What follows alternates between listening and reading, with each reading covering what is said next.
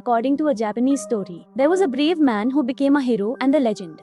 He used to work in the army, but after his death he was reincarnated. Although he looked the same as before, he came to be known as a ghost, meaning he was a spirit.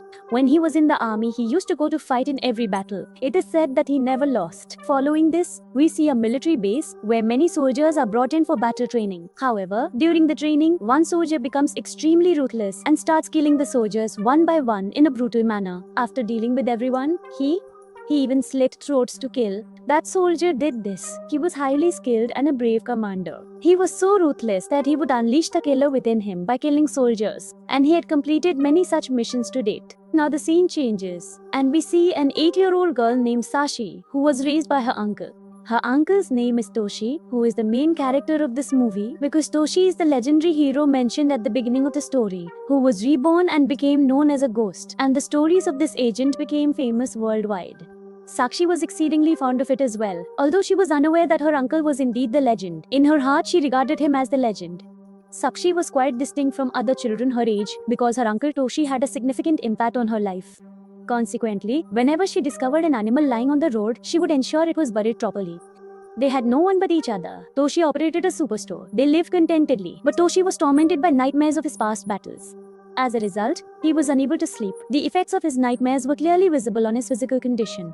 That's why he doesn't sleep at night, but instead runs his superstore. Sakshi reads the storybook about the agent every day, while Toshi visits a psychiatrist and explains in detail about his disturbed sleep. He says that in his dreams, he sees himself fighting soldiers in the jungle and mercilessly killing them. In his dreams, he clearly sees the killer within him and his skills. The doctors explain that he shouldn't be so worried about it because he's not actually killing people. It's only in his dreams. So he shouldn't be so concerned about it. But Toshi, there was a fear that the killer inside me could come out at any time. Toshi used to explain to the child from the beginning, make your body and mind so strong that whenever you face sorrow or injury, you can endure it. And I learned this from a legend because he never used to feel the pain. This is why the legend was ingrained in the child's mind from the start, which she used to see in her uncle Toshi.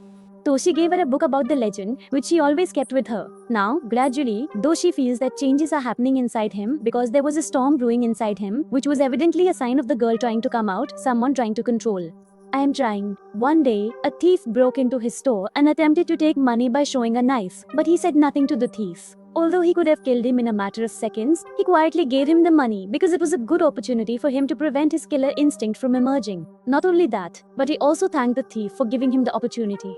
After that, he left with the money. We found out that every week he used to visit a friend in the hospital who had been his friend since wartime, and during a battle, while saving Toshi from a bomb, his friend was severely injured. He had lost his eyes and legs, which meant the poor fellow was confined to a wheelchair for life. The culprit felt immense remorse and would often visit his friend out of empathy. Sashi was also very fond of him. Even today, after visiting his friend, the culprit's sharp mind warned him of impending danger. Therefore, he sent this Rashi home and stood at a crossroads where he sensed the threat, as two assassins had their sights set on him. One assassin tried to shoot him from behind, but the culprit swiftly turned around like lightning and he twists and kills him in an instant. Now the second killer was approaching from the front. He had hidden a gun and was stealthily shooting at Toshi, but Toshi easily dodged the bullets. Then Toshi's girl reached close and thrust a pen into his throat, giving him a very gruesome death. It turns out that a dangerous commander, who used to be Toshi's ally during wartime, was watching all this from a distance. After this, we see a man named Phantom, who is the main villain of this story and the one who sent those two killers to assassinate Toshi. Who he is will be revealed as the story progresses, but he strokes Rashi's head. He turns and leaves from there. The girl realizes that she has met this man before. Following this, Phantom learns about a female assassin. This female assassin was very skilled in combat. She would attack people with lightning speed and take them down, and she asks Phantom why he doesn't just kill Toshiko in one go. To this, he replies that he won't do it like that. He will take pleasure in killing him. Not so easily, you see. Now, even the center knows that if anyone can kill Toshi, it's the commander, as he is equally brave and skilled in combat. Phantom's computer shows that the army has declared Toshi dead. In the records, he is deceased. Once again, he went to the doctor because he had a session today. He tells the doctor that whenever I'm in danger, I feel completely normal, even good. I've never been afraid of death. At this, the doctor points her finger and thumb like a gun at him and says, "Imagine this is a gun pointed at your head. Then tell me how you feel." Now, when she places it on his head, She holds it, and the culprit uses his skills to disappear from there in seconds, only to suddenly appear right next to her and say, "In the time it took you to point your finger, I could have taken your lives." At night, he was sitting with Kashi, talking about his friend, when once again his mind alerted him to an impending danger. So, he entrusted Rashi to his friend and went outside, where many killers attacked him. However, Toshi, with his fighting skills, easily defeated them all. Then, when he went to his store to get weapons, more killers came and attacked him. But he easily defeats them all. Then, a fighter and his companion arrive at his store, sent by Tochi's friend in the wheelchair, as he had also become aware of the impending dangers to Tochi. However, Tochi tells them to go back, saying he doesn't need their help. When the two return, Tochi's friend is quite angry with them, insisting they should not have come back and must help him at all costs. Meanwhile, when Phantom sees that one by one my associate and the nurse are dying, he assigns the task of killing Tochi to the lady killer. After which, we see that she sets off to kill Toshi. At this time, he was standing in the phone booth when she suddenly attacks him. But Toshi?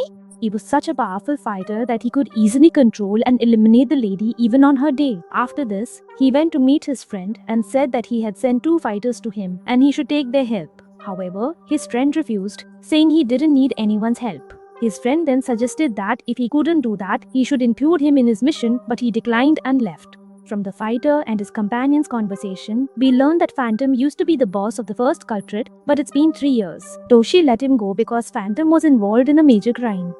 The crime that was being committed worldwide involved completely brainwashing innocent young children, erasing their identities, and training them to become dangerous and ruthless killers. This process removed any fear or pain from within them, effectively turning them into robots who followed Phantom's orders and mercilessly executed the assigned targets. They felt no remorse, as it was simply a mission for them.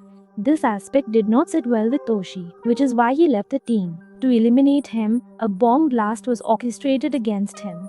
At that time, it seemed Toshi had died, but now, 3 years on, Phantom found out he was alive and wanted revenge on Toshi.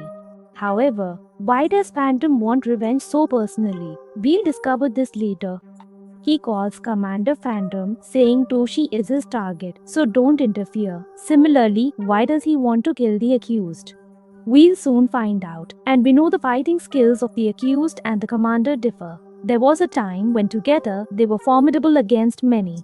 The only difference was in their thinking. One was light and the other darkness, with the commander being the darkness. The next morning, Phantom's associate, Sashi, was kidnapped. Josh knew about this too. However, he wasn't worried. Instead, he reassured himself that he had devised a plan where Sashi's abduction turned out to be beneficial because the legendary book she always carried had a chip in it, through which he had discovered Phantom's hideout. Therefore, he now locates Sashi via phone and, with the help of two fighters, discovers Phantom's location. Meanwhile, Phantom was talking to Sashi. We found out that, like every child, Phantom had also kidnapped Fancy and tried to brainwash him into becoming a ruthless killer. I also felt that I had seen this man before, and at that time, Toshi had risked his life to save Sashi, with whom he fled. This was because there was a very close relationship between Toshi and Sashi. Only Enter knows about this, and that's why he wants to take revenge so personally and urgently, because Phantom is suffering from a dangerous illness and is likely to die soon.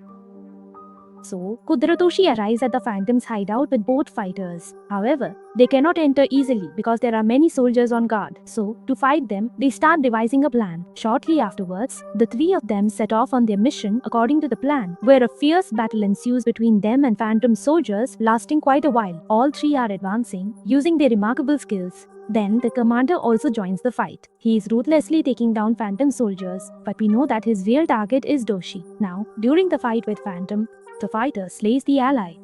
He starts beating him badly. Then she shows him the bomb strapped to her and joins him to kill Toshi. However, he easily cuts the wires of the bond and brutally kills the friend's companion. After this, the culprit takes out a special weapon and starts killing soldiers rapidly. A little while later, he senses the presence of the commander nearby, and here we learn why the commander wants to kill him. In fact, 3 years ago, Toshi left the commander to save the children. He said that saving the children is not our responsibility. Therefore, Toshi went against the grain and, for the sake of the children, he left their team. The commander was deeply upset and sought vengeance against Toshi. Phantom informs Sashi that Toshi is indeed a legend, renowned as the legendary ghost hero due to his immense bravery. He possesses numerous skills and attacks with the swiftness of lightning. Toshi batters through the soldiers, content to have ensured Rashi's safe delivery. The child feels a sense of relief upon seeing him. Their companion instructs the culprits to accompany them, but Leku is reluctant to abandon the culprit. She clings to him, weeping. She believes that if he departs from the culprits at this moment, he may never return. He promised Sashi that he would do his utmost to return. Therefore, Sashi leaves with the fighter companion while Toshi begins to fight the remaining soldiers.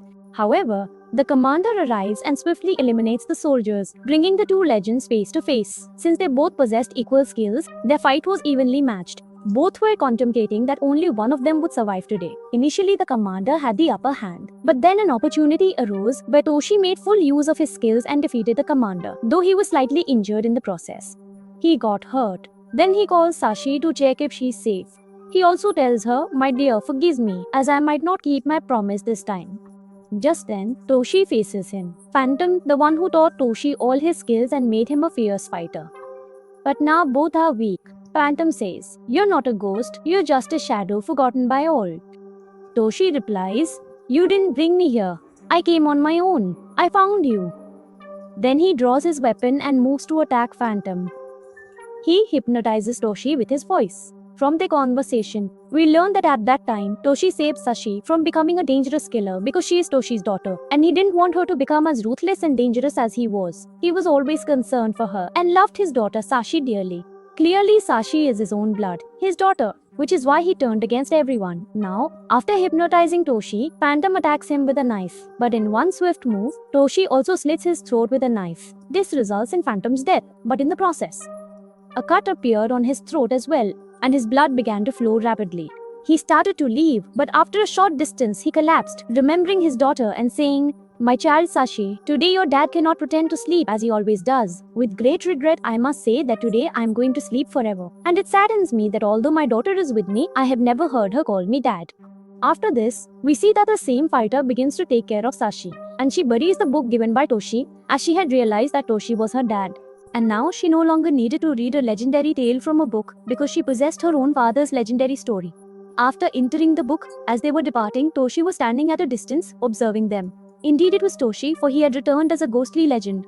Now, he would eternally remain as a shadow with his daughter, though no one would perceive him. And with this, the narrative of this film concludes here.